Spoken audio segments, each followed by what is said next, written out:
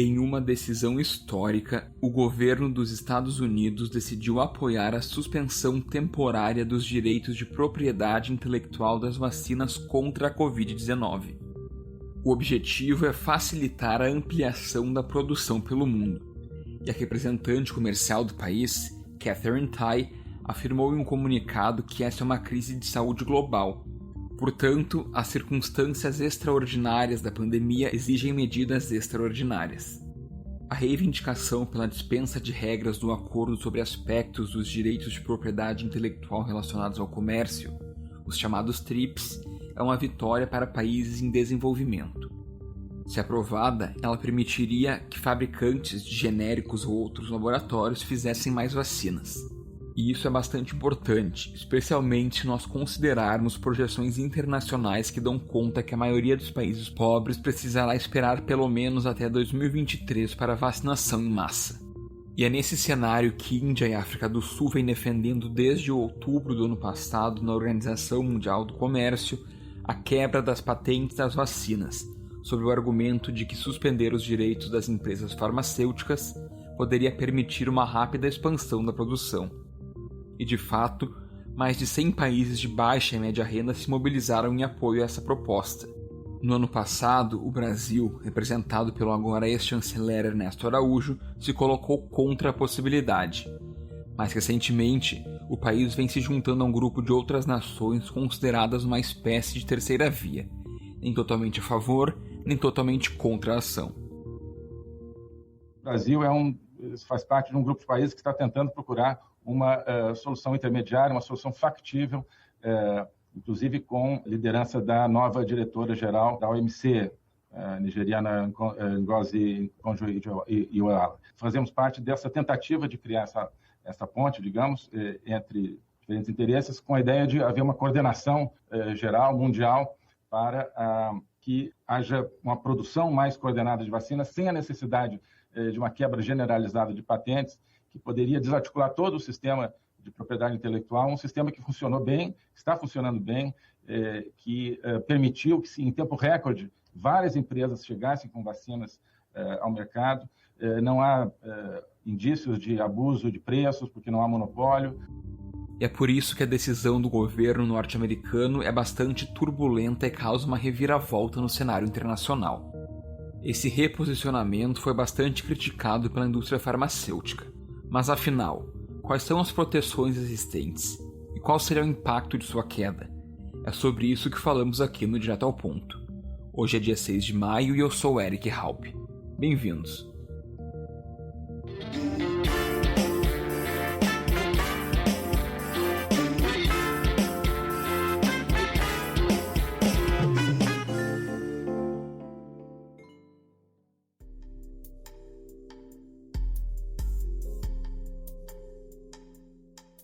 Sede de grandes empresas farmacêuticas, os Estados Unidos historicamente se opõem à discussão sobre quebra de patentes. Desde o ano passado, em rodadas de negociações da OMC sobre o tema, o país foi um daqueles que rejeitou a proposta, ao lado de Suíça, Japão e Reino Unido, em uma espécie de embate entre países ricos e pobres. As nações ocidentais argumentam que a proteção dos direitos de propriedade intelectual incentivou a pesquisa e a inovação, e que a suspensão desse direito não resultaria em um aumento repentino no fornecimento de doses. Ativistas e representantes de organismos internacionais, como a nova diretora da OMC e o líder da OMS, Tedros Adhanom Ghebreyesus, têm criticado os efeitos do nacionalismo das vacinas nos países mais pobres. Ultimately, vaccine equity is not just the right thing to do. It's the best way to control the pandemic, restore confidence, and reboot the global economy. Ontem, ele saudou o que chamou de uma decisão histórica dos Estados Unidos.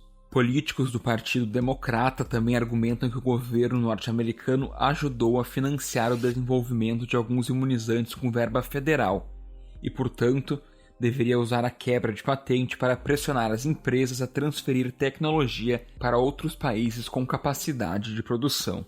Por exemplo, a farmacêutica Moderna recebeu cerca de $1 bilhão para o desenvolvimento de sua vacina. além de ter estabelecido parceria com o órgão do governo norte-americano, antes e depois da pandemia, para o estudo da tecnologia de RNA mensageiro. Entretanto, as patentes por si só não produzem vacinas magicamente. O argumento do setor privado é de que o fim das proteções não resolverá os gargalos de produção e, portanto, não resultará imediatamente em maior oferta. A Pharmaceutical Research and Manufacturers of America afirmou em nota que a decisão de Biden vai semear confusão entre os parceiros públicos e privados, enfraquecer ainda mais as cadeias de abastecimento já tensas e promover a proliferação de vacinas falsificadas. Abre aspas. Essa mudança na política americana de longa data não salvará vidas. Também vai contra a política declarada do presidente Biden de construir infraestrutura americana e criar empregos, entregando inovações americanas a países que procuram minar nossa liderança na descoberta biomédica. Essa decisão não faz nada para enfrentar os desafios reais de conseguir mais doses, incluindo a distribuição e disponibilidade limitada de matéria-prima. Esses são os verdadeiros desafios que enfrentamos e que essa promessa vazia ignora. Os fabricantes biofarmacêuticos estão totalmente comprometidos em fornecer acesso global às vacinas e estão colaborando em uma escala que antes era inimaginável, incluindo mais de 200 parcerias de manufatura e outros tipos até o momento. A indústria biofarmacêutica compartilha a meta de vacinar o maior número de pessoas o mais rápido possível e esperamos que todos possamos nos concentrar nesse objetivo comum. Fecha aspas. E o nosso convidado de hoje para discutir esse tema é Fábio Morosini, doutor em Direito Internacional e professor do programa de pós-graduação em Direito da URGS. Além disso, ele é fellow da Organização Mundial do Comércio.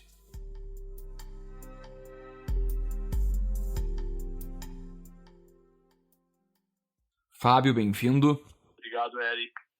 Fábio, para nós começarmos, eu gostaria que o senhor nos contextualizasse o que é esse acordo sobre aspectos de propriedade intelectual relacionado ao comércio. O que ele nos diz especificamente sobre a questão de medicamentos? Para entender o acordo sobre propriedade intelectual em temas relacionados ao comércio, que é conhecido amplamente como acordo TRIPS, da sigla em inglês, ele é um dos acordos que integram uma rede de outros acordos ou tratados, que, digamos, ficam sob a responsabilidade, digamos assim, em termo menos técnico, mas sob a jurisdição, em termo jurídico, da Organização Mundial do Comércio, que é essa organização, enfim, que tem sede em Genebra, da qual o Brasil faz parte, mais de 160 países fazem parte dessa organização, que regulamenta as trocas, comerciais entre os diferentes países membros que integram essa organização, que é, para o comércio internacional, ainda a mais importante. Então, como eu disse, a Organização Mundial do Comércio ela tem uma série de tratados internacionais para governar, para regular essas trocas comerciais. E um desses tratados é o Tratado do TRIPS, que é um tratado que foi criado, digamos assim, para regular o comércio internacional a partir de 1994, 95, quando é criada a Organização Mundial do Comércio. E ele deve ser entendido como parte de uma barganha de negociação internacional maior, Então, ele é fortemente uma proposta de países desenvolvidos, preocupados com a proteção da propriedade intelectual sobre, especialmente, produtos, que cruzam fronteiras, mas ele é fortemente uma demanda da indústria farmacêutica dos Estados Unidos, que conseguiram esse lobby para fazer, digamos assim, para trazer dentes, que a gente chama, para um acordo, porque já existiam acordos de proteção da propriedade intelectual, mas que não eram muito efetivos no sentido do cumprimento com essas obrigações. Então, eles trouxeram para o regime de comércio internacional um acordo de proteção de propriedade intelectual em temas relacionados com comércio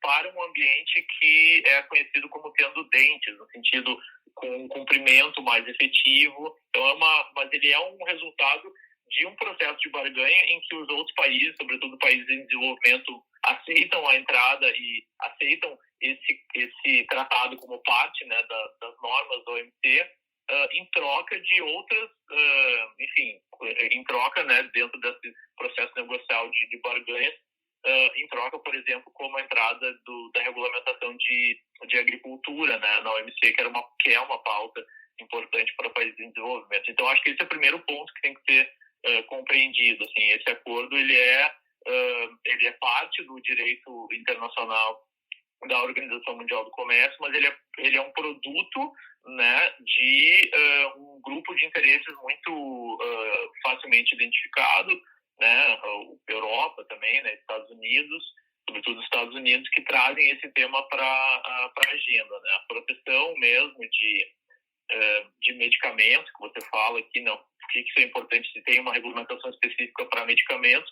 O TRIPS não é específico para medicamentos, né? Mas quando a gente fala em medicamentos e que são desenvolvidos, né, por laboratórios, esses, digamos assim, o incentivo, esse é do próprio direito da propriedade intelectual, o incentivo é no sentido de que eu concedo licenças, né, patentes, né, então, sobre o uso de uma determinada fórmula, por exemplo, por um período de, por exemplo, 20 anos, né, com o período tradicional, porque acredita-se, né, então, digamos assim, no cerne dessa área do direito da propriedade intelectual, acredita-se que, através da proteção dessa direito dessa propriedade, é que você vai criar incentivos para que outros medicamentos sejam criados, inventados e outras, né, inovações como um todo sejam acessadas. Então, acho que essa é a lógica. E daí, então, não tem a lógica do sistema de proteção da propriedade intelectual é esse,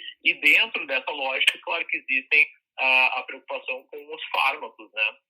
Mas a verdade é que a ideia de proteger fármacos mesmo é uma ideia muito mais recente na história, né? Ela é uma ideia que começa a surgir depois da década de 80, assim, com um lobby, sobretudo dessas empresas de fármacos norte-americanas, né? Então, e eles conseguem trazer isso, inserir isso num acordo internacional, mas a verdade é que a própria Europa, durante muito tempo, foi resistente à ideia de conceder direitos de propriedade intelectual sobre medicamentos justamente pela questão, por privilegiar a questão da saúde, né? Então é uma resposta de um processo longo de negociação e que eles conseguiram, né, então, trazer isso para uma esfera internacional e que esse tema se transforma em um tema de obrigatoriedade para todos os países que ali, digamos, estão, né? Mas acho que assim, existem interesses bem determinados, né? E a proteção dos medicamentos está dentro dessa grande explicação que eu acabei de fazer. Explicação muito boa. E Fábio, em termos práticos, o que então uma suspensão temporária significaria tanto para os países, né, em busca dessas vacinas, quanto para os laboratórios, que são as duas partes aí, digamos, mais interessadas nesse sistema? Sim.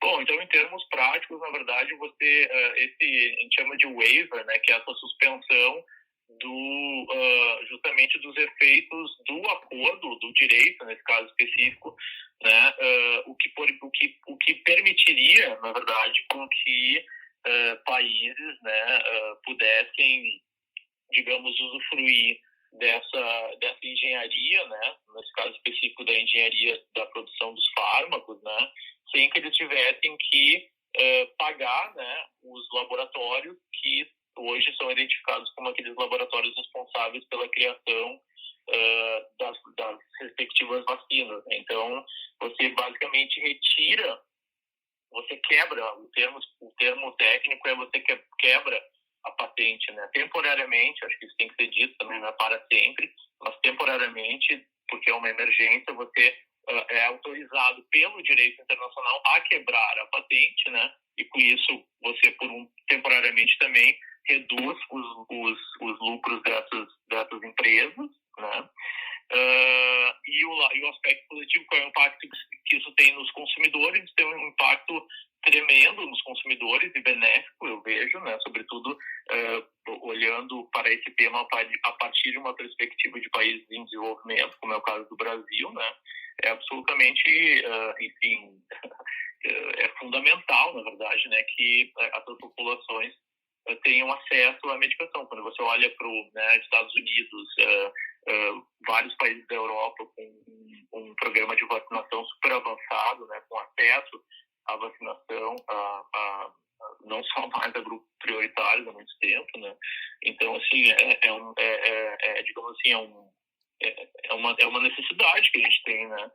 E posso, enfim, inclusive, colocar um pouco da minha posição com relação a esse sistema de proteção. Acho que é um sistema absolutamente injustificável, assim, né? Como eu disse ali no início, eu falei que o próprio acordo, na verdade, ele é um acordo que tem essa inspiração, né, de proteger interesses privados específicos, né, que eles conseguem trazer para o âmbito da Organização Mundial do Comércio com uma promessa de entregar, né, para os países em desenvolvimento, digamos assim, outras demandas que os países em desenvolvimento tinham, né, mas a verdade é que esse papel nunca foi muito bem exercido, né? Os países em desenvolvimento também não receberam o que eles foram prometidos, o que foi prometido a eles, né, nesse sistema internacional. Então a pergunta é por que nós, países em desenvolvimento, temos que continuar sendo, digamos assim, obrigados e prejudicados, né, sobretudo nesse momento tão grave, né, da história da humanidade, com essa crise sanitária global, né? Por que o direito de propriedade dos fármacos é mais importante do que a vida, né, de grande parte da população mundial que não tem acesso a essas vacinas, né, justamente por conta desses acordos perversos, né, do sistema internacional. Então, acho que eu particularmente acredito que esse é um momento não só para quebrar as patentes, mas para implodir, na verdade, esse tipo de acordo. Esse acordo específico é o acordo TRIPS. E existem precedentes de disputas relativas a essas temáticas na OMC? Então, existe o grande precedente, a quebra das patentes para as drogas antirretrovirais, né? Isso início, acho que final dos anos 90, ainda que foi uma batalha, enfim, vencida, né, por um grupo de países em desenvolvimento, China, não, Índia, África do Sul, Brasil, né, naquele momento assumiu também esse protagonismo, né, e conseguiram conseguiram, né, então essa vitória para a quebra temporária de patentes para esse tipo de medicação, dada a gravidade da situação e afetando um grande número de pessoas, sobretudo em países em desenvolvimento, sem acesso, né, e tem condições de acesso a isso, e eles conseguiram um ganho, digamos, político, que era uma declaração sobre propriedade intelectual e saúde pública, né? Então, que é esse reconhecimento dessa possibilidade aí de não aplicar, né, o direito de propriedade intelectual, dada a gravidade de determinadas situações de crise, né, de saúde pública, saúde global. E como que essa questão específica relativa às vacinas da Covid-19 tem sido debatida na OMC? Porque já houve discussões ali, né? Mas não se chegou a nenhum acordo. Esse assunto é debatido desde outubro do ano passado, principalmente aí apoiado pela Índia e pela África do Sul. Pois é, esse é um bom ponto. Na verdade, esse é um tema que já desde o ano passado, como você diz, vem sendo debatido. Há um grupo crescente de apoio, né, digamos, a essa suspensão, né, para que países no mundo, sobretudo no mundo em desenvolvimento, países menos desenvolvidos, pudessem acessar, né, essas vacinas. Só que, então, eu vejo que há um número grande de apoios de outros países na OMC, mas, ao mesmo tempo, existe um bloqueio, né, de 7 países, pelo menos, sendo um deles, e curiosamente e infelizmente, o Brasil, né, um dos países que se coloca crítico à quebra, né, dos direitos de propriedade intelectual de acesso às vacinas. Então, esse é um tema de impasse. Os Estados Unidos estavam, digamos, nessa posição, né, sobretudo no período do governo Trump. Agora, com a entrada sob a presidência do do presidente Biden, essa narrativa muda, né? Muda no sentido de que ele recentemente acenou para, digamos assim, apoiar essa iniciativa, então reconhecer a possibilidade da quebra, então saindo dessa posição dos países refratários, né, países que estavam bloqueando digamos assim, um acordo, né, reconhecidamente ou legalmente reconhecido pela Organização Mundial do Comércio. Então, esse é um passo muito importante, né? Só que eu acho que a gente também tem que ter presente que, ainda que este governo norte-americano tenha tomado esse passo que eu considero importante e humano, eu diria assim, né, indo contra os próprios interesses de grandes empresas norte-americanas, ele também é um passo que, ao fim e ao cabo, também acaba beneficiando os Estados Unidos, porque aqui a gente sabe, né, de tudo que é dito por especialistas em saúde pública, que a pandemia ela vai ser vencida quando nós conseguirmos erradicar o vírus, enfim, no maior número de lugares do mundo. Então, ninguém vai estar protegido, né? E logo os Estados Unidos não estarão protegidos enquanto o vírus continuar a circular da forma que ele circula, como, por exemplo, aqui no Brasil, com essas novas variantes e tal. Então, também há um alto interesse, né, dos Estados Unidos no sentido de proteção da saúde, enfim, da sua população contra essas novas variantes do vírus, quando não devidamente, quando a população mundial, global, não for devidamente vacinada. Que impacto tu avalias que essa posição, esse novo posicionamento dos Estados Unidos possa ter nesse cenário internacional? Porque nós já vimos a presidente da Comissão Europeia, Ursula von der Leyen, que já tinha sido contra, ela falou que acreditava que as farmacêuticas e os laboratórios deveriam ser recompensados com as PIs, né, por todo o processo feito nesse último ano, mas hoje ela já indicou que o Parlamento Europeu está aberto a discutir a questão. Que impacto, então, essa decisão norte-americana deve ter? A gente pode ver aí países mudando de posicionamento em relação a isso? Eu acho que a gente não pode subestimar jamais, né, o poder dos Estados Unidos, né, a principal economia mundial. Então, eu tendo a acreditar que o impacto vai ser um impacto bastante positivo no sentido de convencer esses outros países, né, que estavam reticentes, né, a quebra, né, para que eles, digamos assim, se voltem mais para o lado da posição americana. Eu, assim, acredito também que, com o respaldo dos Estados Unidos, muitos desses países se sentirão seguros, né, para fazer esse movimento, até porque as grandes empresas mesmo, né, de fármaco, como eu disse antes, estão localizadas, sobretudo nos Estados Unidos. Então, me parece que aqui, se havia algum receio, né, de outros países, no sentido de não adotar uma posição de confronto contra os Estados Unidos, né, sabendo dos interesses econômicos que existem por trás, né, eu acredito que esse receio ele seja bastante minimizado agora com o próprio posicionamento dos Estados Unidos. E sobre a postura do Brasil nesse processo, já mencionaste aí que o Brasil era um dos poucos países que se opunham a essa questão, e ela faz parte do posicionamento histórico do país junto ao OMC?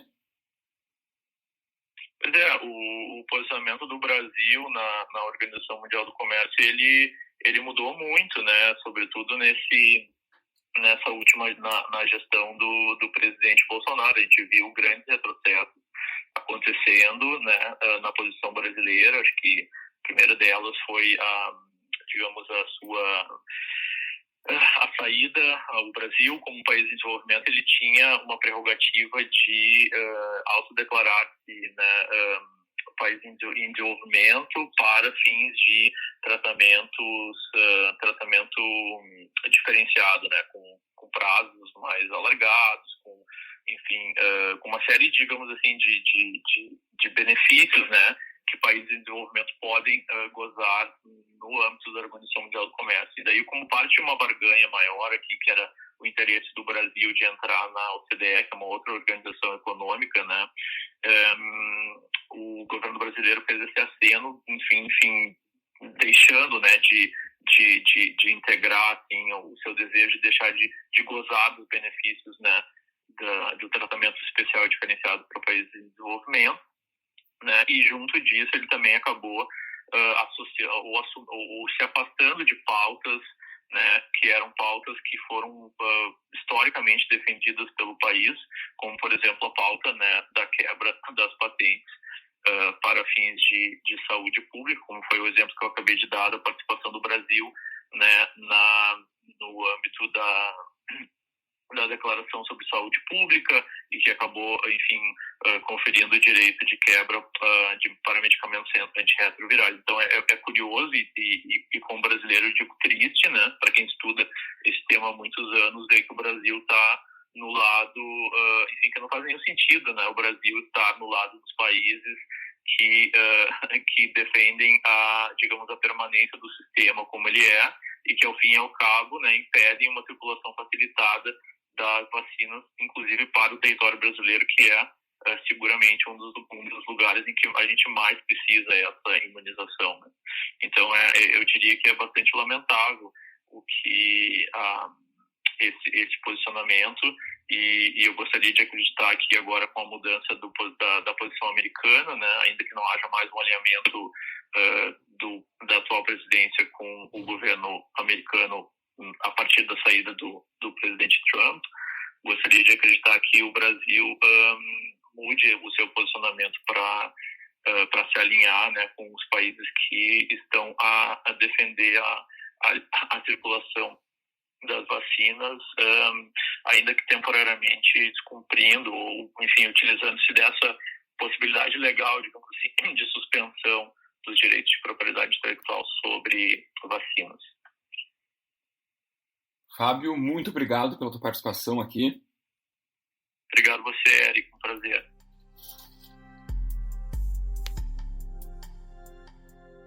O Direto ao Ponto de hoje fica por aqui. Eu sou Eric Halp e a edição é de Aleph Alencar. Até a próxima. Tchau, tchau.